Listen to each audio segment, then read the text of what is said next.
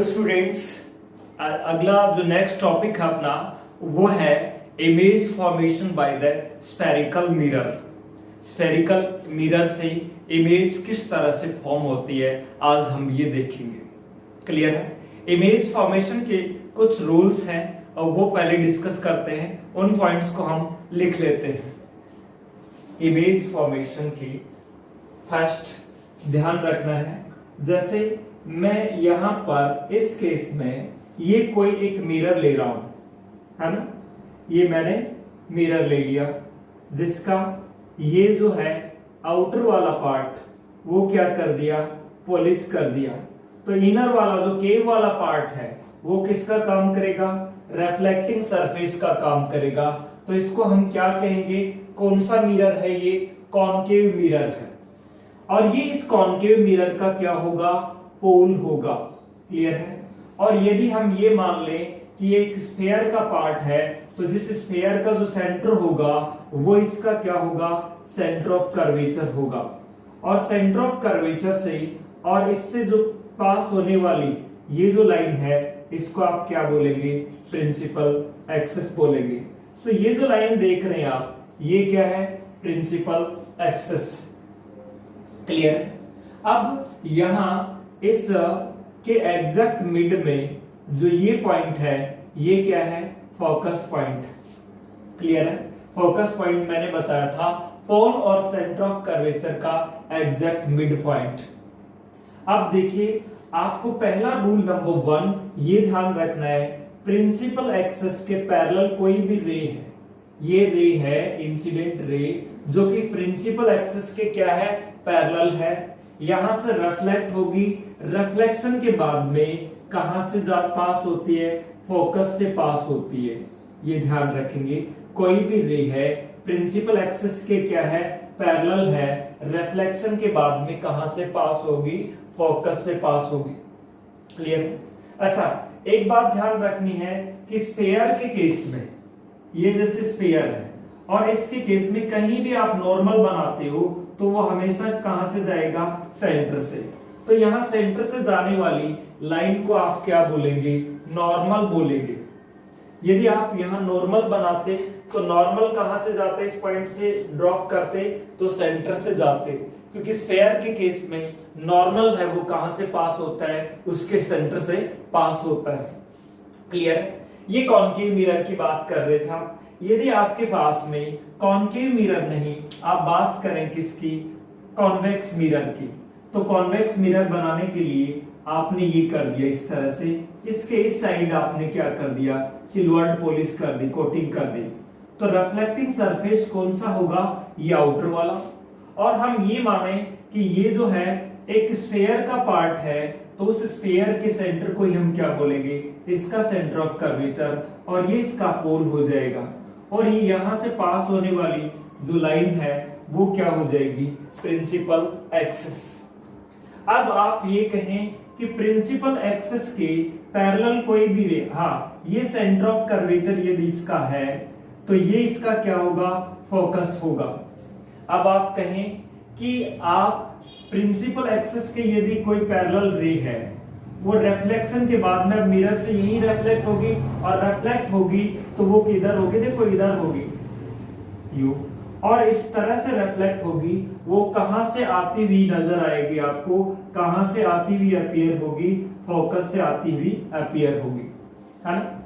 ये कहां से, अब यहां थोड़ी, ये तो मिरर है, इस साइड थोड़ी रे जा सकती है, तो कहां से आती हुई अपीयर होगी, ये फोकस से। तो कहने का मतलब कोई भी रे प्रिंसिपल एक्सिस की पैरेलल है वो कहां से जाती है, या तो फोकस से जाती है, फोकस से जाती हुई, और या फिर फोकस से आती हुई अपीयर होती है, यानी ये फोकस से। यानी रूल नंबर 1 आपको क्या ध्यान रखना है, यहां ये जो मिरर था ये कैसा मिरर है, कॉनकेव मिरर है। क्लियर है? ये कॉनकेव मिरर है। और ये जो देख रहे हैं ये कैसा मिरर है, ये है कॉन्वेक्स मिरर। कॉन्वेक्स मिरर है। यहां देखें, यहां जो 1 नंबर पॉइंट जो मैं लिखना चाह रहा था, क्या कि कोई भी रे जो कि प्रिंसिपल एक्सिस के पैरेलल है, रिफ्लेक्शन के बाद में या तो फोकस से जाती है या फोकस से जाती हुई अपीयर होती है। तो इस केस में यदि हम लिख रहे हैं कोई भी रे, द रे या incident ray parallel to principal axis, the incident ray which is parallel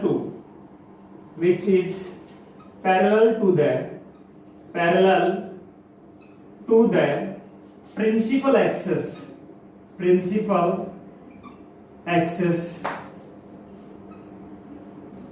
passes through the focus after reflection, यानी आफ्टर रिफ्लेक्शन वो कहां से जाती है, फोकस से।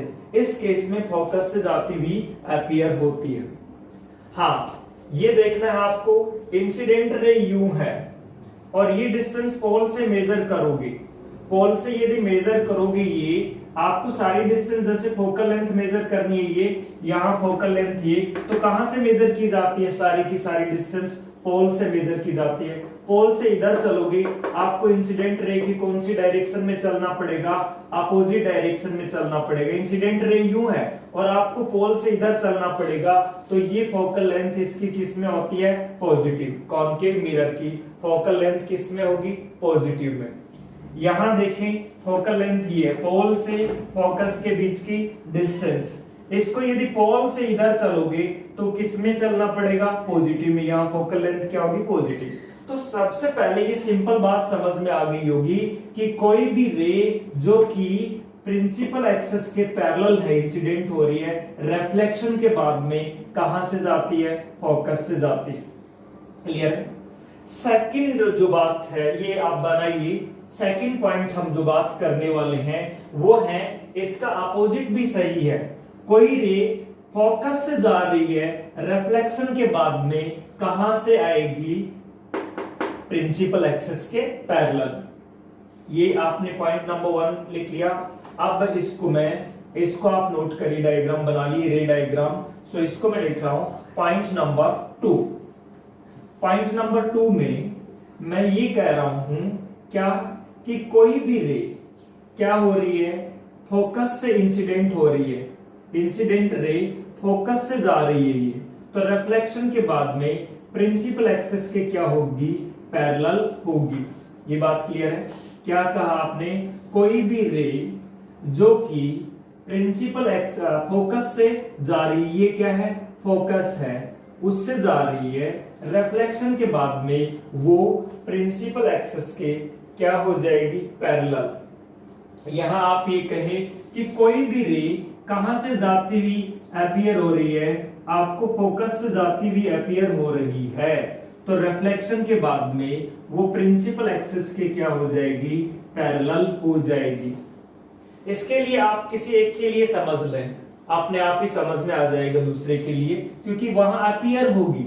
यानी कोई भी रे फोकस से जा रही है या फोकस से जाती हुई अपीयर हो रही है, तो वो रिफ्लेक्शन के बाद में कहां से जाएगी, प्रिंसिपल एक्सिस के पैरेलल हो जाएगी। क्लियर है। तो सेकंड पॉइंट में आप रे डायग्राम ये बनाएंगे और यहां क्या लिखेंगे, उसका जस्ट अपोजिट, वहां इंसिडेंट रे प्रिंसिपल एक्सिस के पैरेलल थी और फोकस से जा रही थी, यहां इंसिडेंट रे फोकस से जा रही है, तो रिफ्लेक्शन के बाद में प्रिंसिपल एक्सिस के क्या हो जाएगी, पैरेलल हो जाएगी। बात क्लियर है, क्लियर है या नहीं। देखो कोई भी रे, उसमें क्या था पहले वाले केस में, केस नंबर 1 में था इंसिडेंट रे प्रिंसिपल एक्सिस के पैरेलल थी, रिफ्लेक्शन के बाद में फोकस से जा रही थी। यहां जस्ट अपोजिट है, इंसिडेंट रे कहां से जा रही है, फोकस से, रिफ्लेक्शन के बाद में प्रिंसिपल एक्सिस की क्या हो जाती है, पैरेलल हो जाती है। तो इस पॉइंट को भी हम नोट कर लेते हैं, incident ray which is passing through the focus, after reflection it become parallel to the principal axis. So second point में हम क्या लिखेंगे, the incident ray which is parallel to the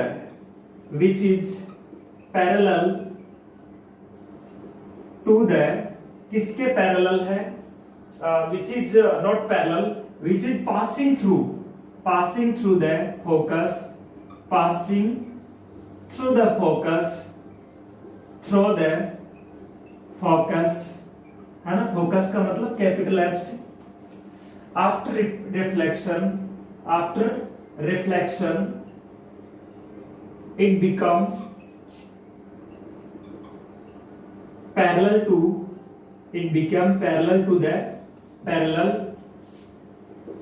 to the principal axis। Clear, यानी ये principal axis के क्या हो जाती है, पैरेलल हो जाती है। नोट कर लीजिए इसे भी। अच्छा, मैंने जब आपको रिफ्लेक्शन के बारे में बेसिक बताया था तब मैंने कहा था नॉर्मली कोई भी रे इंसिडेंट होती है तो इंसिडेंट एंगल की वैल्यू क्या होती है, 0। तो लॉ ऑफ रिफ्लेक्शन के हिसाब से एंगल ऑफ रिफ्लेक्शन भी क्या होना चाहिए, 0 होना चाहिए। ये अपनी बातें चली थी जब मैंने बेसिक बताया था। मैंने कहा कोई भी रे ऐसे, ये मिरर है और इस पे नॉर्मल इंसिडेंट हो रही है, नॉर्मल है, ये नॉर्मल है और रे भी नॉर्मल इंसिडेंट हो रही है, तो आई की वैल्यू क्या हुई, 0। एंगल आर भी क्या बनेगा लॉ ऑफ रिफ्लेक्शन के अकॉर्डिंग, वो भी 0, यानी 0 बनेगा। दैट मींस उसी पाथ से वापस आ जाएगी। तो नॉर्मली कोई भी रे इंसिडेंट होती है तो वो नॉर्मली ही क्या हो जाती है, वापस आ जाती है। तो थर्ड हम वही पॉइंट लिखने वाले हैं। थर्ड में कोई भी जो रे है वो क्या जाती है, नॉर्मली जाती है। नॉर्मली का मतलब नॉर्मल से पास होती है ना। ये तो फोकस है इसका। थर्ड जो आप बना रहेंगे वो थर्ड में आप कह रहे हैं कि कोई भी रे जो कि नॉर्मली जाती है, नॉर्मल कहां से जाता है, वैसे सेंटर ऑफ कर्वेचर से। नॉर्मल आप यदि कहें तो ये जो है नॉर्मल हमेशा कहां से जाता है, सेंटर ऑफ कर्वेचर से। ये इसका नॉर्मल होगा सेंटर से, और इसका जो नॉर्मल है वो क्या होगा, इसका नॉर्मल होगा ये कहां से जाता हुआ, सेंटर ऑफ कर्वेचर से जाता हुआ। ये इसका क्या है, नॉर्मल है, और ये इसका क्या है, नॉर्मल है। तो आपने ये कहा कि कोई भी रे नॉर्मली जाती है, नॉर्मली जाएगी, नॉर्मल के अलोंग जाएगी, तो उसके लिए एंगल आई की वैल्यू क्या होगी, 0 होगी। कोई भी रे नॉर्मली जा रही है, यानी नॉर्मल के अलोंग यूं जा रही है इस तरह से, तो वो वापस भी उसी पाथ से आ जाएगी। और नॉर्मल कहां से जाता है, सी से, यानी सी से पास होने वाली रे है, इंसिडेंट रे है, वापस भी वहीं से आ जाएगी, उसी पाथ से रिटर्न बैक हो जाएगी। यदि यहां आपको ये लग रहा है ये जो रे है ये इधर सी से जा रही थी, अब आगे तो बढ़ने से गई, तो ये वापस उसी पाथ से क्या हो जाएगी, रिटर्न बैक हो जाएगी। यानी कोई भी रे जब नॉर्मली पास होती है, सेंटर ऑफ कर्वेचर से पास होने वाली जो है वो यहाँ पे वापस उसी पाथ से आ जाएगी। या जो सेंटर इस कॉन्वेक्स के केस में आगे तो पास नहीं होगी, लेकिन जब सेंटर ऑफ कर्वेचर से पास होती है, अपीयर होती है, वो वापस भी उसी पाथ से आ जाएगी। तो हम थर्ड जो पॉइंट है उसमें क्या कहें, any incident ray, the incident ray which is passing through center of curvature, passing through center of curvature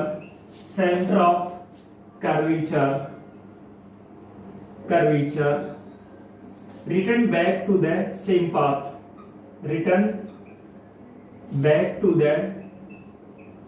path, after reflection. यानी रिफ्लेक्शन के बाद में उसी पाथ से वो क्या हो जाती है, रिटर्न बैक हो जाती है। यानी सेंटर ऑफ कर्वेचर से जाने वाली वापस सेंटर ऑफ कर्वेचर से ही जाएगी, वापस रिफ्लेक्ट होने के बाद में भी वो सेंटर ऑफ कर्वेचर से ही जाएगी। नोट करिए इसको।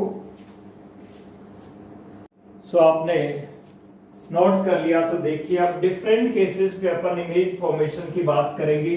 ऑब्जेक्ट को अलग अलग जगहों पे रखेंगे और फिर पाएंगे कि उसकी इमेज कहां पे बन रही है, उसकी नेचर कैसी है, वो स्मॉल है या लार्ज है, कैसी है। ये सभी इन पॉइंट्स पर डिस्कशन करेंगे।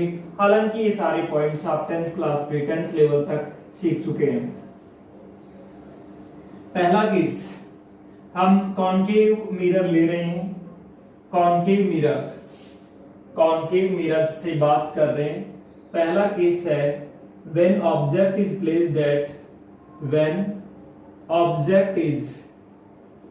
placed at इंफिनिटी, यानी जब ऑब्जेक्ट को कहां पे प्लेस कर दिया हो, इंफिनिटी पे प्लेस कर दिया हो, तब इमेज किस तरह से बनेगी, क्या नेचर होगी उसकी। फर्स्टली आप क्या, ये आपने बना लिया, क्या था, एक मिरर है। मिरर, अभी मिरर बनाने के लिए देखो ये स्फेरिकल मिरर है, अभी ये स्फेरिकल मिरर बना रहा हूं, ये स्फीयर का पार्ट है एक। अब स्फेरिकल मिरर बनाने के बाद में देखो यहां इसका क्या होगा, सेंटर ऑफ कर्वेचर होगा, यहाँ पोल होगा, और ये क्या होगी, इसकी प्रिंसिपल एक्सिस होगी। ये क्लियर है, ये सेंटर ऑफ कर्वेचर है, ये इसका क्या है, फोकस है, और ये इसका क्या है, पोल है। और ऑब्जेक्ट कहां पर रखा हुआ है, इंफिनिटी पे रखा हुआ है। सो इमेज फॉर्मेशन का कॉन्सेप्ट ये है कि कम से कम आपके पास टू रेज होनी चाहिए। टू रेज रिफ्लेक्शन के बाद में जिस पॉइंट पर इंटरसेक्ट करती है वहां पे क्या बनेगी, इमेज बनेगी। मान लीजिए ऑब्जेक्ट कहां पे रखा हुआ है, इंफिनिटी पे रखा हुआ है। आप दो रेज ले लें, एक रेज तो कहां से जाती हुई ले लें, सी से जाती हुई, सी से पास होती हुई ले लें। देखो ये रे सी से पास हो रही है ना, और सी से पास हो रही जो रे है वो वापस भी उसी पाथ से आ जाती है। बताया था ना थर्ड पॉइंट में यही बताया था, कोई भी रे जो सेंटर ऑफ कर्वेचर से पास हो रही है वो वापस उसी रास्ते से वापस आ जाती है। दूसरी रे ले ले आप, कहां से पास होती हुई, फोकस से पास होती हुई, ये फोकस से पास होती हुई ली। फोकस से जो जा रही है रिफ्लेक्शन के बाद में वो प्रिंसिपल एक्सिस के क्या हो जाती है, पैरेलल हो जाती है। ये प्रिंसिपल एक्सिस के क्या हो गई है, पैरेलल हो गई है। सो ये प्रिंसिपल एक्सिस के क्या है, पैरेलल है। जहां दोनों ये रिफ्लेक्ट हो गई है, जहां दोनों ये काट रही है, वहां पे इसकी क्या बननी है, इमेज बननी है। यानी ये यहाँ दोनों काट रही हैं, तो यहाँ पे इसकी क्या बनेगी, इमेज बनेगी। तो ये जो इमेज है इसको हम नाम दे देते हैं, ये ऑब्जेक्ट था ए बी कोई भी, और इसकी जो इमेज है उसको हम नाम दे देते हैं ए डैश एफ डैश। ये जो इमेज है ये कहां पे बनी है, ये आप देखें, ये क्या था, फोकस था। तो इस केस में इसकी इमेज है वो बनी है फोकस पर। क्या कहा, ये मिरर है ही, कैसा मिरर है, कॉनकेव मिरर, कॉनकेव मिरर। क्या लिया आपने, दो रेज ली है, एक तो सेंटर से जा रही है, दूसरी फोकस से जा रही है। सेंटर से जाने वाली वापस उसी पाथ से आ जाती है, और जो फोकस से जा रही है वो देखो यहाँ यू जाने के बाद में इस मिरर से रिफ्लेक्ट होकर के प्रिंसिपल एक्सिस के क्या हो जाती है, पैरेलल हो जाती है, और जहां पर ये दोनों इंटरसेक्ट कर रही हैं वहां पर इसकी क्या बन गई, इमेज बन गई। अब इमेज के बारे में हमें ये देखना है कि इमेज की नेचर कैसी है, रियल है या वर्चुअल। यदि रेज रिफ्लेक्शन के बाद में रियल में मीट कर रही हैं तो इमेज कैसी होगी, रियल। और यदि पीछे से उनको एक्सटेंड करने पे मिलती हुई अपीयर होती हैं तो इमेज कैसी होगी, वर्चुअल। यदि ऑब्जेक्ट ऊपर की ओर रखा हुआ है, इमेज नीचे की ओर बन रही है, तो इस ऐसी इमेज को बोला जाता है इन्वर्टेड इमेज। यानी ऑब्जेक्ट ऊपर की ओर था, इमेज नीचे की ओर बन रही है, तो कैसी इमेज है, इन्वर्टेड। और ऑब्जेक्ट ऊपर की ओर होता, इमेज भी ऊपर की ओर बनती, तो हम कहते हैं इरेक्ट इमेज है, यानी सीधी इमेज है। और यहाँ इमेज कैसी बन रही है, उल्टी बन रही है। तो यहाँ इसके बारे में हम क्या क्या कह सकते हैं, यानी सबसे पहले बात तो जो आप बता रहे हैं कि इमेज कैसी है, एक तो रियल है। रियल का कॉन्सेप्ट आप समझ गए होंगे। रियल का कॉन्सेप्ट ये है कि यहाँ रियल में मिल रही है ये रेज रिफ्लेक्शन के बाद में। दूसरा इन्वर्टेड है और इरेक्ट है। इन्वर्टेड का मतलब उल्टी है, सीधी है। देखो ऑब्जेक्ट ऊपर था, इमेज नीचे बन रही है, तो इमेज कैसी है, इन्वर्टेड इमेज है, इन्वर्टेड इमेज। इन्वर्टेड के बाद में आप ये देखें जो ऑब्जेक्ट से स्मॉल है या लार्ज है, वेरी स्मॉल साइज, तो साइज है वेरी स्मॉल साइज, यानी ऑब्जेक्ट से इसकी जो साइज है इमेज की वो क्या है, वेरी स्मॉल है। कहां पे बन रही है, फोकस पे बन रही है, तो एफ ये जो जानकारी है इसके बारे में वो हमें मिल रही है कि इमेज रियल बन रही है, उल्टी यानी इन्वर्टेड बन रही है, वेरी स्मॉल साइज की बन रही है, और कहां पे बन रही है, एफ पर बन रही है। जब कहां पे रखा हुआ था ऑब्जेक्ट, इंफिनिटी पर रखा हुआ था। हम देखेंगे ऑब्जेक्ट को इंफिनिटी से कुछ क्लोज लेते जाएंगे, और जैसे जैसे हम क्लोज लेके आएंगे इसके, ये देखने को मिलेगा जैसे जैसे ऑब्जेक्ट को मिरर के क्लोज लाया जाएगा वैसे ही इमेज मिरर से क्या होती जाएगी, इस तरह से आती जाएगी।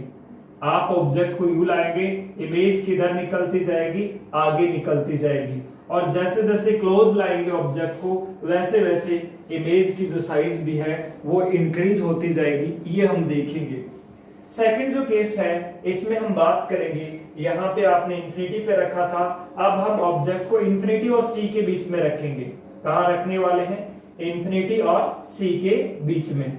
फिर हम रखेंगे इसको कहाँ, सी पर, फिर हम रखेंगे सी और एफ के बीच में, फिर एफ पर, और फिर फाइनली एफ और पी के बीच में। और देखते हैं हमें इमेज किस तरह की, क्या उसकी नेचर होती है, इन्वर्टेड मिलती है या इरेक्ट मिलती है, इन सभी की स्टडी करते हैं। तो सेकंड जो केस है, सेकंड उसमें हम ये मान लेते हैं कि इस ऑब्जेक्ट को कहां पे रख देते हैं, when object is placed between infinity and C, infinity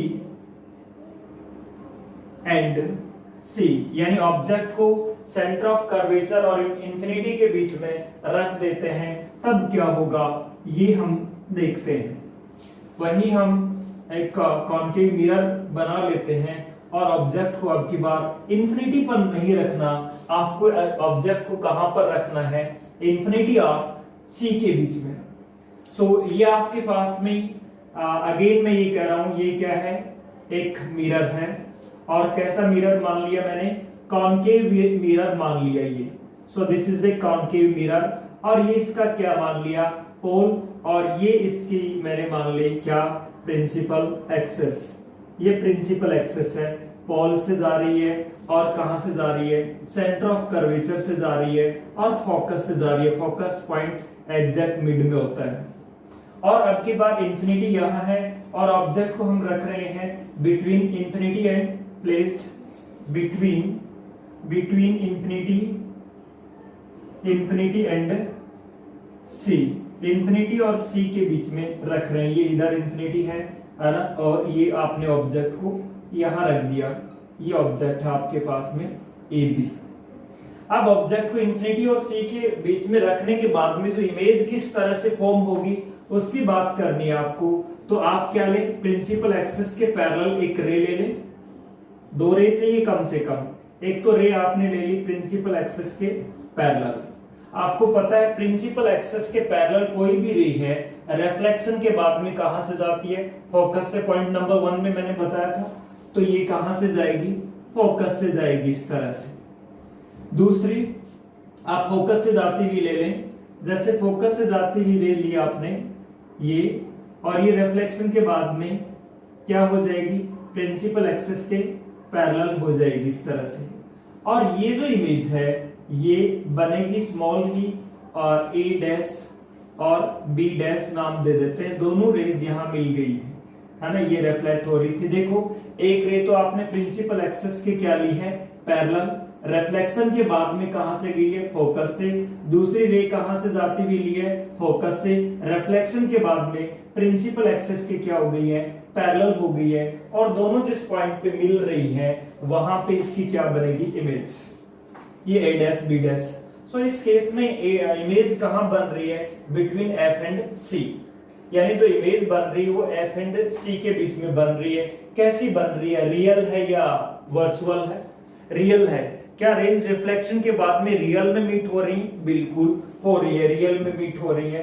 तो जो इमेज की नेचर है, वो नेचर हम जो लिखना चाहें वो क्या है, कैसी बनी यहाँ पे इमेज, रियल इमेज बनी, यानी रियल है। रियल के साथ में क्या है, ऑब्जेक्ट ऊपर की ओर था और इमेज किधर है, नीचे की ओर है, तो ऐसी इमेज को कौन सी इमेज बोला जाता है, बताओ। इन्वर्टेड और इरेक्ट। इन्वर्टेड उल्टी इमेज है, ऑब्जेक्ट ऊपर है और इमेज नीचे है, तो इन्वर्टेड है, इन्वर्टेड है। और साथ में ये भी देखें कि ये क्या है, स्मॉल है, ऑब्जेक्ट ये था और इमेज ये है, कुछ स्मॉल ही है, उसमें वेरी स्मॉल थी, इसमें थोड़ी ज्यादा है ना, तो कह दें कि स्मॉल है, मैग्नीफाइड नहीं है ना। इसके बाद में आप देखें कि कहां बन रही है ये, तो between F and C, F और सी के बीच में बन रही है। ये क्लियर है ना, रियल है, इन्वर्टेड है, स्मॉल है एंड बिटवीन कहां बन रही है, between F and C, F और सी के बीच में बन रही है। क्लियर। अब देखो थर्ड केस में हम चेंज करने वाले हैं। अब इस ऑब्जेक्ट को कहां पर लेके आए, इंफिनिटी से। हम यही देखने चाह रहे हैं कि जैसे जैसे ऑब्जेक्ट को हम मिरर की ओर लेके जा रहे हैं, वैसे वैसे इमेज है वो मिरर से दूर जा रही है और उसकी जो इमेज जो साइज है वो भी कुछ क्या हो रही है, इंक्रीज हो रही है। क्लियर है। हम ये देखना चाह रहे हैं कि ऑब्जेक्ट को जैसे जैसे हम मिरर की क्लोज लेके जा रहे हैं, वैसे वैसे इमेज है वो मिरर से क्या बनती जा रही है, दूर बनती जा रही है। क्लियर है। अब देखो, अब हम थर्ड पॉइंट में हम कुछ ऐसा करके देखते हैं कि when object is placed at, कहां पर रख दें उसको, सी पर, प्लेस्ड एट सी, कि इस ऑब्जेक्ट को आप सी पर प्लेस कर दें, तो सी पर प्लेस कर देंगे तो क्या होगा, ये देखें कि प्लेस्ड एट सी, सी पे प्लेस करते ही ये होगा इस तरह से। इसको आप कहां पे प्लेस कर दें, आपकी बात सी पर प्लेस कर दें, है ना, सी पर प्लेस करेंगे। ये आपकी क्या हो गई, प्रिंसिपल एक्सिस है, ये इसका क्या है, फोकस है, और फोकस इतना ही आगे चल करके क्या आएगा, सेंटर ऑफ कर्वेचर। ये डिस्टेंस इक्वल होती है। अब आपने ये कहा कि आपको ऑब्जेक्ट कहां रखना है, सेंटर ऑफ कर्वेचर पे रखना है, सी पर रखना है। ऑब्जेक्ट का नाम वही ए बी है। अब दो रेज कंसीडर करें आप, क्या देखो, एक तो प्रिंसिपल एक्सिस के क्या हो, पैरेलल हो, रिफ्लेक्शन के बाद में कहां से जाती है, फोकस से जाती है। दूसरा, फोकस से जाने वाली दूसरी जो रे है वो कौन सी ले आप, फोकस से जाने वाली, फोकस से जाने वाली ये ली। ये रिफ्लेक्शन के बाद में प्रिंसिपल एक्सिस के क्या हो जाती है, पैरेलल हो जाती है। ये देखो, ये जो रे बोले जो कि प्रिंसिपल एक्सिस के पैरेलल थी, रिफ्लेक्शन के बाद में फोकस से गई, फोकस से जा रही। दूसरी रे ले आप, फोकस से जाती हुई रिफ्लेक्शन के बाद में प्रिंसिपल एक्सिस के क्या हो जाती है, पैरेलल हो जाती है। दोनों यहां मिल रही हैं, जहां दोनों मिल रही हैं वहां इसकी इमेज बन जाएगी ए डैश बी डैश। कौन से पॉइंट पे बनी, ये सेंटर ऑफ कर्वेचर पे। ये सेंटर ऑफ कर्वेचर ही तो था भाई, ये जो मैं पॉइंट से इससे ये सेंटर ऑफ कर्वेचर था, फोकस था, और ये क्या था आपका, सेंटर ऑफ कर्वेचर। तो सेंटर ऑफ कर्वेचर पे जब ऑब्जेक्ट को रखा जाता है तो इमेज सेंटर ऑफ कर्वेचर पे ही बनती है। दूसरा आप देखिए, रियल है क्या, बिल्कुल रियल है। इन्वर्टेड है, बिल्कुल है। ऑब्जेक्ट ऊपर की ओर रखा हुआ था, इमेज नीचे की ओर बन रही है, लेकिन स्मॉल साइज की नहीं है, सेम साइज की है। जो कि साइज किसकी थी, ऑब्जेक्ट की थी, उतनी ही साइज किसकी है, इमेज की है। रियल का कॉन्सेप्ट आप समझ रहे होंगे, रियल में मीट कर रही है, तो रियल है। इन्वर्टेड का मतलब उल्टी है। और क्या है, देखो, सेम साइज की, सेम साइज, सेम साइज, यानी जो साइज ऑब्जेक्ट की थी वही साइज इसकी है। अब देखिए कहां बन रही है, तो कहां बन रही है, सी पे ही बन रही है, एट सी, सी पर ही बन रही है ना, सी पर बन रही है। अब देखिए, हम ये देखें कि और क्लोज जाएंगे, अब की बार और क्लोज लेके जाएंगे तो इमेज बड़ी बनती जाएगी। क्लियर है, इमेज बड़ी बनती जाएगी। दूसरा, और आगे इधर इधर जाती जाएगी। जैसे आप ऑब्जेक्ट को मिरर के क्लोज लाएंगे वैसे इमेज अब इधर बनना शुरू होगी, इस साइड में। तो इन सी के बाद में हम कहां प्लेस करें ऑब्जेक्ट को, सी और एफ के बीच में। सो नेक्स्ट में हम ऑब्जेक्ट को प्लेस कर देते हैं सी और एफ के बीच में। सो अब ये नोट कर लिया। Now object is placed between C and F. तो ऑब्जेक्ट को आप प्लेस करेंगे सी और एफ के बीच में। तो object is placed between C and F. C centre of curvature और एफ क्या है, फोकस पॉइंट। इनके बिटवीन यदि हम प्लेस कर देते हैं तो कैसा होगा, ये देखो, ये वो मिरर और कॉन्केव मिरर है ना। अब यहां देखें, ये आपके पास में आपकी जो प्रिंसिपल एक्सिस थी वो है। प्रिंसिपल एक्सिस कहां से जा रही है, सेंटर ऑफ कर्वेचर से और पोल से जा रही है। ये पोल है, ये इसका क्या है, फोकस है, और ये इसका क्या है, सेंटर ऑफ कर्वेचर है। आपने कहा है नेक्स्ट केस में हम इसको कहां रख रहे हैं, सेंटर ऑफ कर्वेचर और एफ के बीच में, यानी यहां रखा आपने ऑब्जेक्ट को। जैसे ऑब्जेक्ट को यहां रखा आपने, ऑब्जेक्ट का नाम दे दिया आपने ए बी। तो आपको इमेज फॉर्मेशन के लिए एटलीस्ट 2 रे चाहिए। एक रे आप ले लें जो कि प्रिंसिपल एक्सिस के क्या है, पैरेलल है। रिफ्लेक्शन के बाद में कहां से जाएगी, वो फोकस से जाएगी। क्लियर। दूसरी रे आप ले लें या तो फोकस से जाती हुई, है ना, फोकस से जाती हुई लेंगे तो ये फोकस से जाती हुई है, और रिफ्लेक्शन के बाद में प्रिंसिपल एक्सिस के क्या हो जाएगी, पैरेलल हो जाएगी इस तरह से। और यहां जो इमेज बनेगी, ये देखो, ये आपने कहा कि ये तो क्या हो जाएगी, फोकस से जाएगी, और जो फोकस से जाती हुई है ये फोकस से जा रही थी, ये रिफ्लेक्शन के बाद में प्रिंसिपल एक्सिस के क्या हो जाएगी, पैरेलल हो जाएगी। तो इस तरह से अब ये जो जहां दोनों इंटरसेक्ट कर रही है, दोनों मिल रही हैं, वहां इसकी क्या फॉर्म हो जाएगी, इमेज। ये सी है और ये इमेज बन जाएगी इसकी क्या, ए डैश बी डैश, ये इमेज बन गई। तो इमेज अब के बाद ऑब्जेक्ट से लार्ज बन रही है। दूसरा, इमेज बियॉन्ड द सी बन रही है, सी से इधर बन रही है ना, सी और इंफिनिटी के बीच में बन रही है। सो इस केस में ये बात समझ में आया। आपने इंसिडेंट रे ली है जो कि parallel to principal axis, reflection के बाद में फोकस से निकाली। दूसरी रे ली कहां से, फोकस से, रिफ्लेक्शन के बाद में प्रिंसिपल एक्सिस की क्या हो जाती है, पैरेलल। दोनों जहां इंटरसेक्ट कर रही है वहां इमेज बन गई। इस इमेज के बारे में हम कहना चाहें तो ये जो इमेज है इसकी नेचर कैसी होगी, रियल है। जो इमेज बन रही है वो रियल है। रियल के साथ में ये भी देखें कि इन्वर्टेड है या इरेक्ट है। इन्वर्टेड है, क्यों, ऑब्जेक्ट ऊपर रखा हुआ और इमेज किधर बन रही है, नीचे बन रही है। तो ऐसी इमेज को कौन सी इमेज बोला जाता है, इन्वर्टेड इमेज है ना। फिर इसके बाद में इमेज स्मॉल है ऑब्जेक्ट से या इनलार्ज है, तो ये इनलार्ज इमेज है ना, लार्ज इमेज है। फिर आप ये देखें कि कहां बन रही है, बिटवीन सी। ये देखो, ये पॉइंट कौन सा था, ये सी है, और ये पॉइंट कौन सा है, एफ है।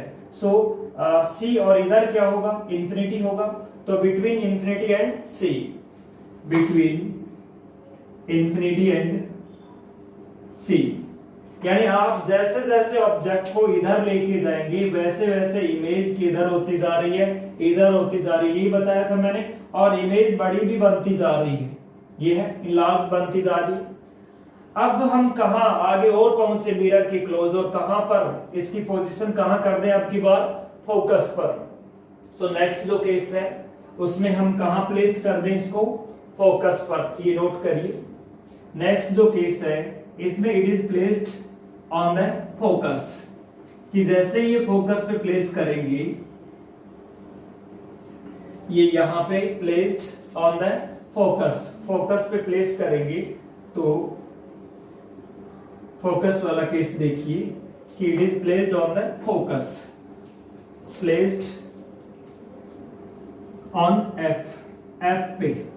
उल्टा है वही सही है, जब क्या थी, इंफिनिटी पे थी तो इमेज फोकस पे बन रही थी, और फोकस पे रखा जाएगा तो इमेज कहां पे बनेगी, इंफिनिटी पे बनेगी। ये देखो आपके पास एफ है और ये आपके पास क्या है, सेंटर ऑफ कर्वेचर है। अब की बार आपने ऑब्जेक्ट को कहां रखा है, फोकस पर रखा है। ये ऑब्जेक्ट आपका ए बी है। तो आपके पास कम से कम कितनी रेज होनी चाहिए? 2 रेज होनी चाहिए। एक तो रे हम वो ले लेते हैं जो कि क्या हो, प्रिंसिपल एक्सिस के क्या हो, पैरेलल हो, प्रिंसिपल एक्सिस के पैरेलल है। वो रिफ्लेक्शन के बाद में कहां से जाएगी? फोकस से जाएगी इस तरह से। और दूसरी रे वो ले लें जो कि कहां से जा रही हो, यहां से। ये क्या है? Centre of curvature.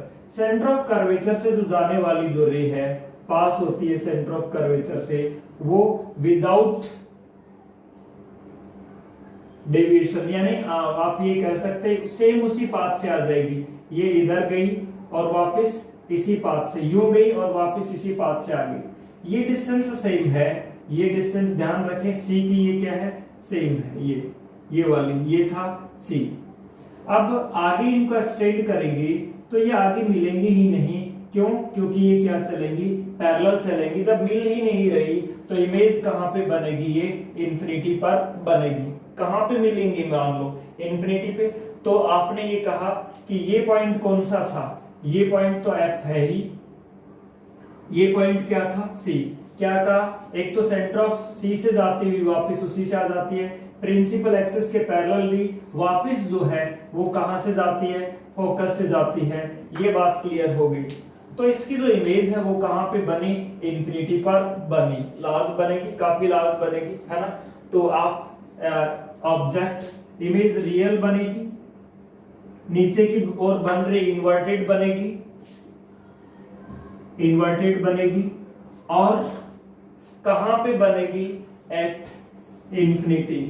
At infinity जो इमेज बन रही है वो कहां पर जाके बनेगी? इंफिनिटी पर जाके बनेगी। अब की बार हम एफ के और नजदीक ले आए, यानी और नजदीक लाने का मतलब है between F and P. Focus point और पोल के बीच में ऑब्जेक्ट को प्लेस करके देखते हैं। पहले ऑब्जेक्ट कहां पे प्लेस किया था आपने? ये ए बी ऑब्जेक्ट फोकस पे। अब हम कहां प्लेस कर देते हैं उसको? फोकस और पोल के बीच में।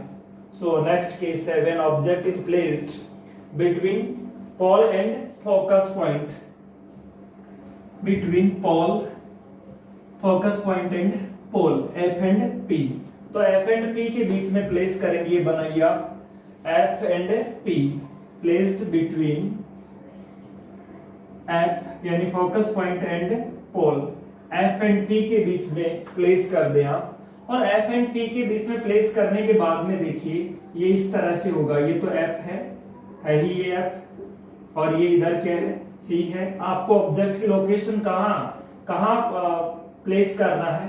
एफ और पी के बीच में। तो ये जो ऑब्जेक्ट है अब की बार मैं यहां प्लेस कर देता हूं। ऑब्जेक्ट कहां रखा हुआ है? ये ए बी ऑब्जेक्ट है, और जो रखा हुआ है बिटवीन एफ एंड पी। ये क्या है? एफ है। ये क्या है? सी है। और ये क्या है? पी है। तो ऑब्जेक्ट को कहां रखा आपने? एफ और पी के बीच। ये जो क्लियर दिख रहा होगा आपको, ये क्या है? पोल है। तो इस पोल के और फोकस पॉइंट के बीच में प्लेस कर दिया। वही आप 2 रे लें। एक तो प्रिंसिपल एक्सिस के क्या लें? पैरेलल लें, जो रिफ्लेक्शन के बाद में कहां से जाएगी? फोकस से जाएगी इस तरह से। दूसरी आप ले लें कहां से जाती हुई? सेंटर से जाती हुई, जो कि रिफ्लेक्शन के बाद में वापस उसी पाथ से वापस आ जाएगी। इधर आप एक्सटेंड करेंगे, ये कहीं नहीं मिलेगी। ये तो मिरर है, इधर तो रिफ्लेक्टिंग सरफेस ये है। आगे हम बढ़ाएं इनको तो हमें मिलती भी अपीयर होंगी। क्या रियल में होती हैं? क्योंकि इधर रे थोड़ी जाती है, इधर तो रिफ्लेक्टिंग टाइप है ही नहीं। यहाँ तो क्या है? पेंट कर रखी है, तो आती हुई अपीयर होंगी अपने को। और जहां आती हुई अपीयर होती है वहां पे क्या? वर्चुअल इमेज बनती है। वहां पे कैसी इमेज नहीं बनती? रियल इमेज नहीं बनती, है ना। तो ये रिफ्लेक्ट होके वापस आ रही है ना ये। तो यहाँ पे मैंने नाम दे दिया A B, A dash B dash. ये बिहाइंड द मिरर बन रही है। इसकी लोकेशन कहाँ है? Behind the mirror. मैग्नीफाइड है, काफी बड़ी है इमेज। ऑब्जेक्ट ये था, इमेज ये है। तो इसमें आपने ये देखा कि क्या है, किस तरह की इमेज है, रियल है या वर्चुअल। तो यहाँ आपका आंसर होगा कि इमेज जो बन रही है वो वर्चुअल है। और क्या बन रहा है? वर्चुअल के साथ में कहां बन रही है? बिहाइंड इसके। और क्या बन रही है, लार्ज बन रही है या नहीं बन रही, बिल्कुल लार्ज भी बन रही है, सेम साइज की नहीं है, लार्ज साइज की है। इन्वर्टेड है या कैसे है, इरेक्ट है, यानी पहले आप इन्वर्टेड वाले लिख रहे थे, ये ऊपर की ओर ऑब्जेक्ट और इमेज भी किधर बन रही है, ऊपर की ओर, यानी इमेज सीधी बन रही है, इरेक्ट इमेज बन रही है। अच्छा, और क्या है, लार्ज इमेज बन रही है, ऑब्जेक्ट से साइज इसकी क्या है, ज्यादा है ना, ऑब्जेक्ट से साइज ज्यादा, और कहां बन रही है, behind the mirror, behind the mirror. तो इस तरह से हम कह सकते हैं ये जो इमेज फॉर्मेशन का है ये आपको आइडिया होना चाहिए, ताकि आगे हम जो पढ़े उसमें आपको दिक्कत ना हो। तो अब देखिए हम बात करते हैं, तो जब मैंने आपको ये बताया था बेसिक डेफिनेशन में, ध्यान होगा आपको, मैंने ये कहा था कि जो पोल है और सेंटर ऑफ कर्वेचर है, इसका जो मिड पॉइंट होता है उसको हम बोलते हैं फोकस पॉइंट। यानी फोकल लेंथ, आपके हिसाब से जो फोकल लेंथ है, आपको ये बताया था कि ये मिरर है जैसे, है ना, और ये मिरर बना दिया जैसे, और ये इसका सेंटर ऑफ कर्वेचर है, ये स्फीयर बनाने के लिए बनाया, और ये इसका पोल है ना, और ये प्रिंसिपल एक्सिस है। ये इसको आपने नाम दिया था रेडियस ऑफ कर्वेचर, पी और सी के बीच की डिस्टेंस, और यहाँ एग्जैक्ट मिड में आपने नाम दिया था एफ। आपने कहा था इस वाले, ये जो लेंथ थी वो फोकल लेंथ थी, और आपको ये बताया था कि जो फोकल लेंथ है वो इस वाले की क्या होती है, हाफ होती है, रेडियस ऑफ कर्वेचर की हाफ होती है। आज हम मैथमेटिकली इसको डिराइव करेंगे कि फोकल लेंथ है that is the half of the radius of curvature spherical mirror के लिए। तो नेक्स्ट टॉपिक है relation between radius of curvature and focal length. Focal length of radius of curvature में relation है ना। तो टॉपिक का नाम है रिलेशन बिटवीन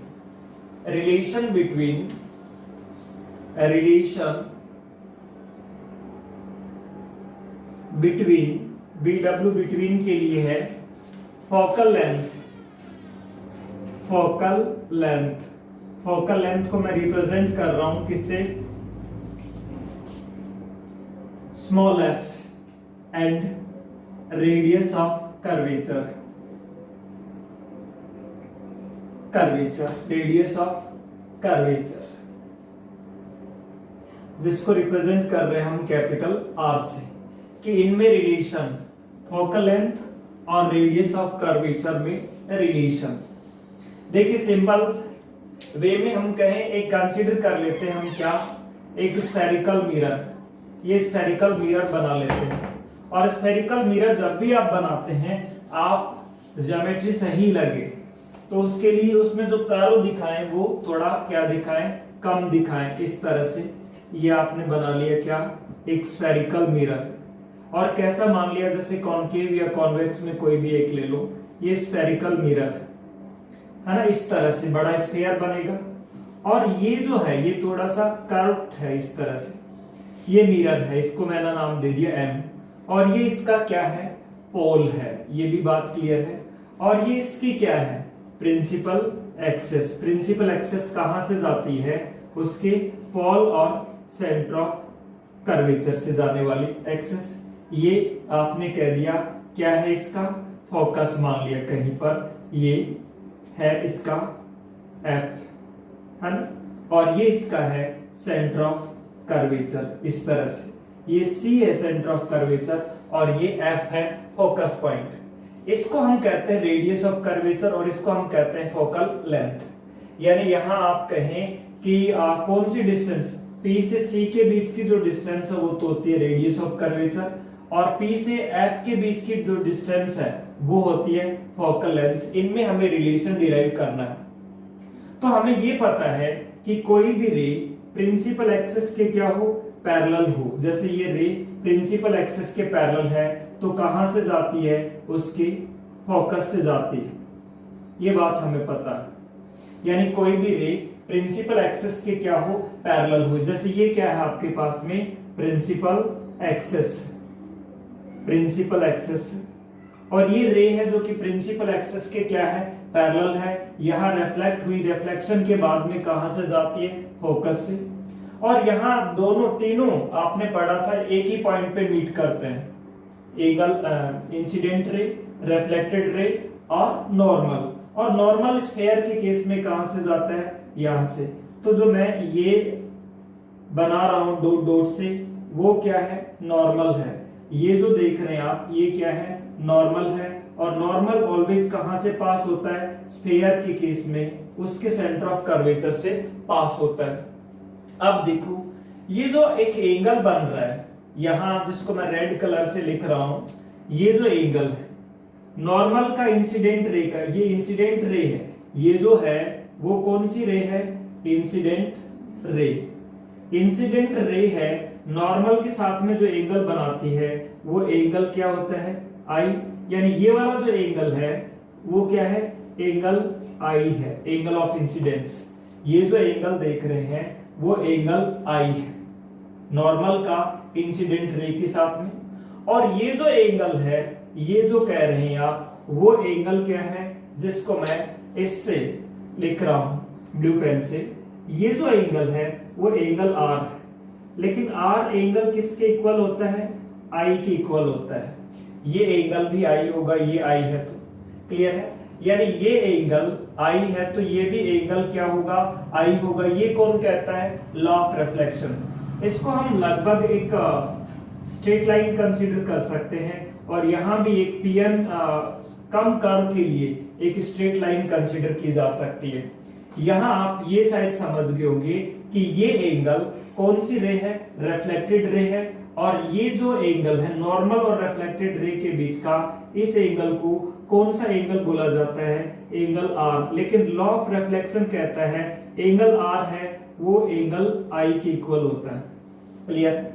अब यहां देखिए एक जो ट्राइंगल बन रहा है, इस ट्राइंगल में जो ये ट्राइंगल बन रहा है, पीसीएम ट्राइंगल की बात कर रहा हूं। पीसीएम ट्राइंगल में ये देखो इस तरह से है, आप कहीं ये यू था और ये सी है और ये आपका नॉर्मल है इस तरह से, और ये रे इंसिडेंट रे है।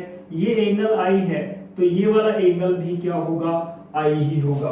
तो इस पीसीएम ट्राइंगल में देखें यदि ये एंगल आई है तो ये एंगल भी क्या होगा, आई ही होगा। इस तरह से ये जो छोटा ट्राइंगल बन रहा है कौन सा, पीएफएम, इसमें देखें ये वाला एंगल कंप्लीट कितना हो चुका है, ये वाला कंप्लीट एंगल जो देख रहे हैं, जिसको मैं इससे ये रिप्रेजेंट करूं, ये वाला एंगल कितना है, ये आई, ये भी आई, तो कितना आई हो गया, ये 2i ये एंगल, और ये एंगल 2i है तो इस ट्राइंगल का ये एंगल है, ये भी क्या होगा, 2i ही होगा। ये बात समझ में आई या नहीं आई, इस डायग्राम में ये एंगल आई है तो ये भी आई होगा, और ये आई है तो ये आई होगा, और ये कंप्लीट 2i है तो ये भी क्या होगा, 2i एंगल होगा। अब ये पता होने के बाद में अब हमें सिंपल ट्रिग्नोमेट्री अप्लाई करनी है। यहाँ पे क्या ट्रिग्नोमेट्री अप्लाई करनी है, ये तो प्रिंसिपल एक्सिस है, देखो ये प्रिंसिपल एक्सिस है, यहाँ ट्रिग्नोमेट्री ये अप्लाई करनी है सिंपल वे में। देखिए एक तो ट्राइंगल ले लीजिए आप, ये वाला PCM, from triangle PCM, from triangle PCM, ten angle कितना है इसका, आई, टेन थीटा क्या होता है, परपेंडिकुलर अपॉन बेस। परपेंडिकुलर क्या है, पीएम है, पीएम को एक कर्व है, नियर अबाउट क्या माना जा सकता है, straight line, perpendicular divided by base, base क्या है, पीसी, पीएम अपॉन पीसी। इस ट्राइंगल की बात कर रहे हैं आप पीसीएम की, तो पीएम अपॉन पीसी। अगेन देखिए पीएम को हमने नियर अबाउट क्या माना, एक straight line, you can write that PM can be considered at a straight line, है ना, स्ट्रेट लाइन कंसीडर किया है। तो टेन थीटा क्या होता है, perpendicular upon base, PM upon PC. इसी तरह से हम ये कह सकते हैं क्या, for small value of angle, for small value of angle, है ना, एंगल वेरी स्मॉल हो तो टेन थीटा को हम क्या लिख सकते हैं, थीटा लिख सकते हैं। तो टेन आई को क्या लिखा जा सकता है, नियर अबाउट आई लिखा जा सकता है। है ना। टेन थीटा को स्मॉल एंगल के लिए थीटा लिख सकते हैं, ये ध्यान रखिए। साइन थीटा को भी स्मॉल एंगल के लिए थीटा, और टेन थीटा को भी थीटा, जब एंगल क्या हो, स्मॉल हो। तो यहां से देखिए आप, ये वैल्यू आ जाएगी I is equal to PM divided by PC। ये मान लीजिए इक्वेशन नंबर 1 आ गया आपके पास। अब इसी तरह से सेकंड जो ट्राइंगल देख रहे हैं, वो ट्राइंगल कौन सा है आपके पास, PMF, जिसका एंगल कितना है, 2i है ना। जिसका एंगल, ये वाला जो ट्राइंगल है इसकी बात है, जिसका एंगल कितना है, 2i है। तो अगेन आप ये कह सकते हैं फ्रॉम ट्राइंगल, क्या नाम दे इसका, PFM, PFM यही लगा दे वहां भी, साइन थीटा, थीटा की वैल्यू क्या है, 2i is equals to perpendicular divided by base, perpendicular PM है और बेस क्या है, PF, PM divided by PF। Again for small value of angle, तो इसको क्या लिखा जा सकता है, साइन 2i को क्या लिख सकते हैं, 2i लिख सकते हैं, है ना, स्मॉल वैल्यू ऑफ एंगल के लिए।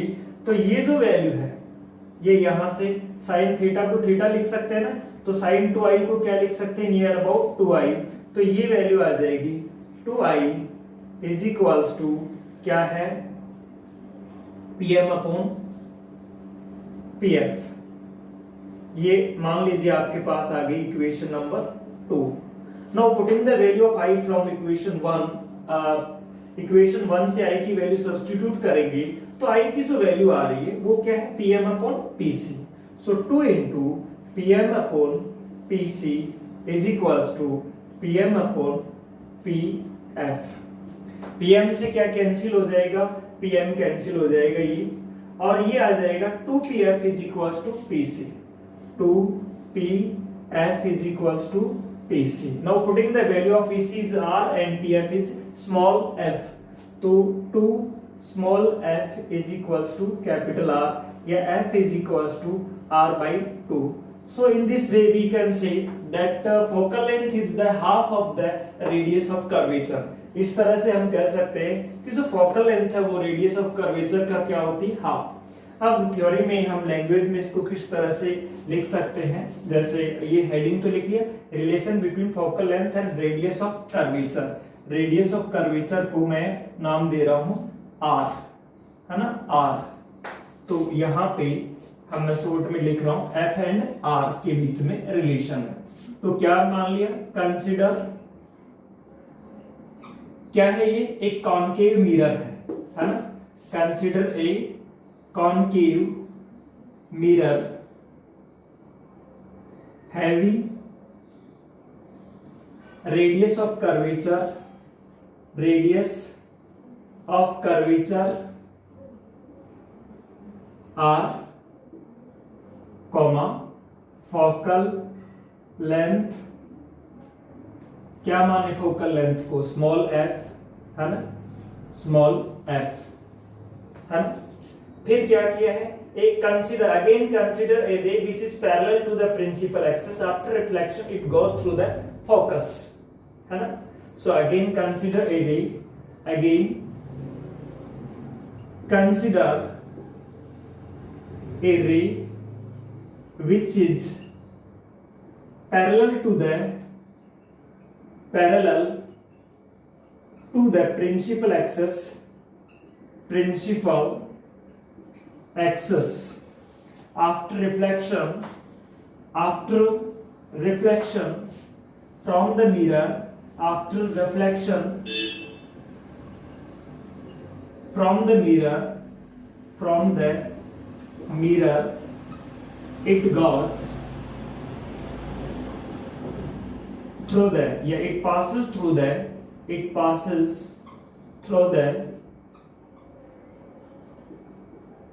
F, focus is RE as shown in diagram। अच्छा, यहां जो वैल्यूज थी P से C के बीच के डिस्टेंस को क्या, मैं यहां साइड में लिख देता हूं, P से C के बीच के डिस्टेंस को क्या बोला था आपने, पोल और सेंटर ऑफ कर्वेचर के बीच की डिस्टेंस को रेडियस ऑफ कर्वेचर, और पोल और फोकस पॉइंट के बीच की डिस्टेंस को आपने नाम दिया था फोकल लेंथ, यही है। सो लास्ट में ये लिखने के बाद भी डायग्राम बनाए, देन ये थ्योरी लिखें, फिर आप क्या लिखेंगे, in this way we can say that focal length is half of the radius of curvature. जब भी आपको रेडियस ऑफ कर्वेचर गिवन हो, आपको फोकल लेंथ कैलकुलेट करनी हो, तो आप रेडियस ऑफ कर्वेचर का क्या कर दें, हाफ। और जब भी आपको फोकल लेंथ गिवन हो और रेडियस ऑफ कर्वेचर निकालनी हो, तो उसका क्या कर दें, डबल कर दें। ये बात क्लियर है। अब हम बात करते हैं क्वेश्चन की। आरबीएसटी 2019 में क्वेश्चन आया था, एक छोटा सा क्वेश्चन 1 मार्क्स का। कहा गया था स्फेरिकल मिरर है जिसकी रेडियस ऑफ कर्वेचर 10 सेंटीमीटर है, उसकी फोकल लेंथ क्या होगी।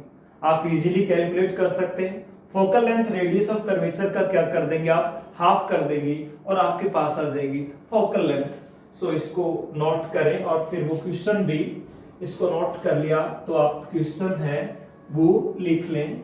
आरबीएसटी 2019 में जो क्वेश्चन आया था वो क्या आया था, क्वेश्चन न्यूमेरिकल है ना, 2019 में आया था क्या, the radius of curvature of a spherical mirror is 10 centimeter. Find its कौन सी लेंथ, फोकल लेंथ। तो आप किस तरह से इसको सोल्व करते, देखिए डायरेक्ट आप ये कह सकते हैं कि फोकल लेंथ है वो क्या होती है, फोकल लेंथ है वो होती है रेडियस ऑफ कर्वेचर का हाफ।